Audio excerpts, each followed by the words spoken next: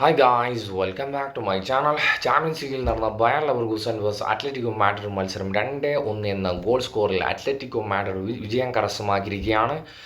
ഈ ഒരു മത്സരത്തിലെ പെർഫോമൻസിനെ കുറിച്ച് പറയുകയാണെങ്കിൽ ഇതിന് മുന്നേ ഞാനൊരു വീഡിയോ ചെയ്തിട്ടുണ്ടായിരുന്നു. ആ വീഡിയോയിൽ ഞാൻ എന്താണോ പറഞ്ഞത് ആ ഒരു കാര്യം തന്നെയാണ് ഗൈസ് ഈ ഒരു മത്സരത്തിൽ കാണാൻ വേണ്ടി സാധിച്ചത്. ഈക്വലായിട്ട് ഞാൻ 50-50 ചാൻസ് ആയിരുന്നു. അത് ലെവർകൂസനായാലും മാഡ്രിഡ് ആയാലും ഇവരെ കമ്പയർ ചെയ്യുന്ന സമയത്ത് എനിക്ക് ആദ്യം പറയാനുണ്ട്, രണ്ട് ടീമും രണ്ടാം സ്ഥാനത്താണ് തുടർന്നുകൊണ്ടിരിക്കുന്നത്. രണ്ട് ടീമിനും ഗെയിം പ്ലേ ഓൾമോസ്റ്റ് അതുപോലെ തന്നെ അത്ര വലിയ ഹൈപ്പുള്ള മികച്ച താരങ്ങളൊന്നും. പിന്നെ മാഡ്രിഡിനെ സംബന്ധിച്ച് ഇപ്പോൾ ആൽവരസ് അതുപോലെ ഗ്രീസ്മാനൊക്കെ പറയാമെങ്കിലും ലെവർകൂസനെ സംബന്ധിച്ചിടത്തോളം അത്ര വലിയൊരു ഹൈപ്പുള്ള ഒരു പ്ലേയേഴ്സൊന്നും അവൈലബിൾ ആയിരുന്നില്ല. ആദ്യ ഹാഫിലേക്ക് വരുന്ന സമയത്ത് അത്യാവശ്യം നല്ലൊരു ഗെയിം പ്ലേ തന്നെ ആയിരുന്നു ലെവർകൂസൻ്റെ ഭാഗത്തു നിന്നും ഉണ്ടായിരുന്നത്. പക്ഷേ മാഡ്രിഡ് ആദ്യ ഹാഫിൽ നല്ല രീതിയിൽ സ്ട്രഗിൾ ചെയ്യുന്നുണ്ടായിരുന്നു. ആദ്യ ഹാഫിൽ ഒരു ഗോൾ സ്കോർ ചെയ്തു. സെക്കൻഡ് ഹാഫിലേക്ക് വരുന്ന സമയത്താണ് ഒരു ട്രാക്കിലേക്ക് മാഡ്രിഡിൽ വന്നത്. അതിനുശേഷം ആൽവരസിൻ്റെ ഭാഗത്തുനിന്ന് അങ്ങനെ ഒരു ഇൻക്രെഡിബിൾ ഫിനിഷിങ് ഞാൻ ഒരിക്കലും എക്സ്പെക്ട് ചെയ്തിട്ടുണ്ടായിരുന്നില്ല. ഓൾറെഡി ഒരു സെൻറ്റർ ബാക്ക് തൊട്ടടുത്ത് തന്നെ നിൽക്കുന്നുണ്ടായിരുന്നു. ഒരു സെൻറ്റർ ബാക്ക് കുറച്ച് ഡിസ്റ്റൻസ് ഇട്ടിട്ട് ബോക്സിനകത്ത് തന്നെ ഉണ്ടായിരുന്നു.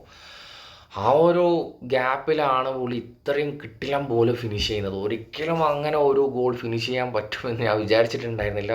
ഒരു രക്ഷയില്ലാത്ത ഗോളായിരുന്നു ആൽവരസിൻ്റെ ഭാഗത്തു നിന്നും കാണാൻ വേണ്ടി സാധിച്ചത്. അതിനുശേഷം വലിയ രീതിയിലുള്ള ഒരു ഇമ്പാക്റ്റ് കൊണ്ടുവരാൻ വേണ്ടി ലെവർകൂസൻ്റെ ഭാഗത്തു നിന്നും സാധിച്ചില്ല എന്ന് തന്നെയാണ് പറയാനുള്ളത്. പിന്നെ ലെവർകൂസന് അനുകൂലമായിട്ടുള്ളൊരു പെനാൾട്ടി കൊടുക്കേണ്ടതായിരുന്നു. പക്ഷെ എന്തുകൊണ്ടാണ് ലോറൻ്റെ ആ ഒരു ഫൗള് ചെയ്തിട്ട് ആ ഒരു വാർ ചെക്ക് ചെയ്യാത്തത് എന്ന് എനിക്ക് മനസ്സിലായില്ല. അങ്ങനെ ഒരുപാട് മിസ്റ്റേക്സ് ഈ ഒരു മാച്ചിൽ ഉണ്ടായിട്ടുണ്ടായിരുന്നു. പിന്നെ ആ ഒരു റെഡ് കാർഡും കൊടുക്കേണ്ട ആവശ്യമുണ്ടോ എന്ന് ഞാൻ ചിന്തിച്ചു. കാരണം ജസ്റ്റ് ഒരു ഷോൾഡർ പുഷിങ് മാത്രമാണ്, അത്ര വലിയ ഡേഞ്ചറസ് ആയിട്ടുള്ള ടാക്കിളോ കാര്യങ്ങളൊന്നും ആയിരുന്നില്ല.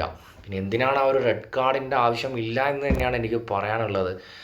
അങ്ങനെ റെഡ് കാർഡൊക്കെ കൊടുക്കുകയാണെങ്കിൽ അത്ലറ്റിക്കോ മാഡ്രിഡിൻ്റെ 2-3 പ്ലേയേഴ്സിന് റെഡ് കാർഡ് കൊടുത്ത് പുറത്ത് ഇടേണ്ട ഒരുപാട് ഓപ്ഷൻസ് ഉണ്ടായിരുന്നു.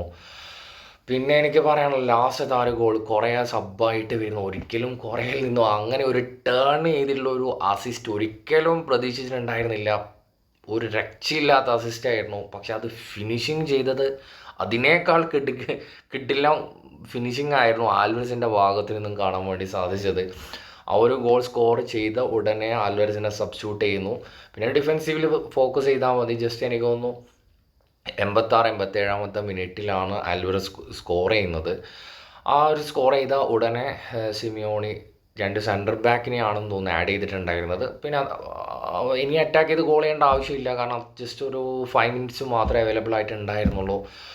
ഫൈനലി അത്ലറ്റിക്കോ മാഡ്രിഡ് വിജയം കരസ്ഥമാക്കി. ഗൈസ്, ത്രില്ലിംഗ് മാച്ചായിരുന്നു. മാച്ച് ലൈവ് കണ്ട വ്യക്തികളുണ്ടെങ്കിൽ നിങ്ങളുടെ അഭിപ്രായം കമൻറ്റിൽ രേഖപ്പെടുത്തുക.